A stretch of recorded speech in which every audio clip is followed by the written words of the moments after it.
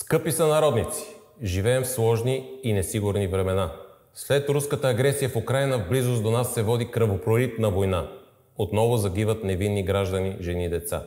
Сякаш ние хората не сме научили уроците от историята си и повтаряме най-черните й страници. Институциите в страната са нестабилни, а българите плащат високата цена на политическата, икономическата и конституционната криза. Тяснопартийните цели и личното благополучие все по-често се поставят преди интересите на народа ни, преди престижа и суверенитета на Отечеството, за които са платили с кръвта си и живота си дедите ни, преди честта и достоинството ни като нация. Днес единствено съдебната власт, част от която е и прокуратурата, остава гарант за сигурността на гражданите. Ние сме последната крепост на правовия ред и демокрацията. Именно за това атаките срещу нас се засилват.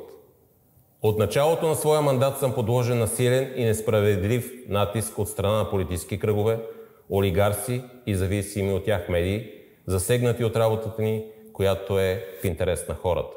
Атаки има ежедневно както от вътрешни, така и от външни източници, работещи срещу националните ни интереси и европейските ценности.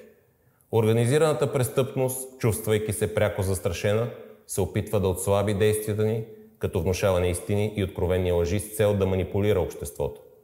Въпреки това, прокуратурата, спазвайки и защитавайки Конституцията и законите на страната, води и ще продължи да води битка в защита на националната сигурност и правата на всеки български гражданин, в името на всеки един от нас, независимо от етническата му принадлежност, убеждения, политически възгледи или религия.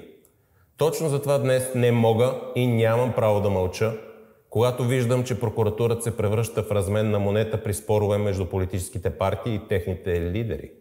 Това е опасно, защото нарушава основните конституционни принципи за разделение на властите и независимост на съдебната система и в частност прокуратурата.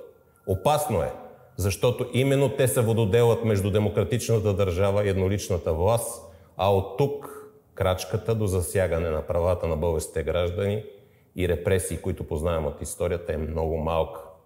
Времена, когато българи са убивали българи. Сред нас все още има живи свидетели на тоталитарните репресии и убийства, включително преживели Холокост. Но ние помним и не трябва да забравяме времето, когато българите се обединяват и противопоставят на най-голямото изтребление на хора в човешката история, само защото са различни или имат различни убеждения. В годишнината от спасението на българските евреи, нека не забравяме, че нашите предци са успели да запазят живота им и да ги спасят от хитлеристските концлагери и газови камери. Успели са, защото обединени са отхвърлили омразата и защото са знали, че законът трябва да е еднакъв за всички, без значение от етнос и религия. Забравили омразата, от която, за съжаление, не можем да се отърсим. Омраза, излъчвана и днес от така наречения Луков марш, която циклично ни връща назад. Нека отново върнем истинския смисъл в думите. Отечество, татковина, дълг, чест, достоинство, независимост. Нека отново проявим сила и мъдрост да опазим законите на демокрацията и да браним националната сигурност, пазвайки завета на апостола. Гледай народната работа повече от всичко друго. Повече от себе си да я уважаваш. Затова категорично отказвам и няма да позволя безогледен и противоконституционен погром върху българската прокуратура заради лични и тясно партийни амбиции. Този погром е на гърба, както винаги, на хората, които все по-често са засегнати от разрастващата се престъпност. Ефективно правосъдие има само и единствено при пълно взаимодействие между всички отговорни държавни органи и институции, включително и Народното събрание. Търгуването на прокуратурата е опасен прецедент, който е заплаха за стабилността на държавата. То поставя в риск обществото ни, като ни компрометира в очите на нашите съюзници.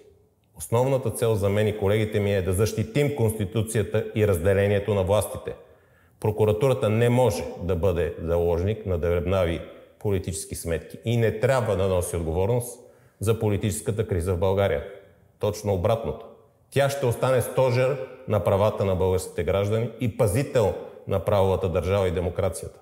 И изборите идват и си отиват, но хората и родината остават. Бог да пази България!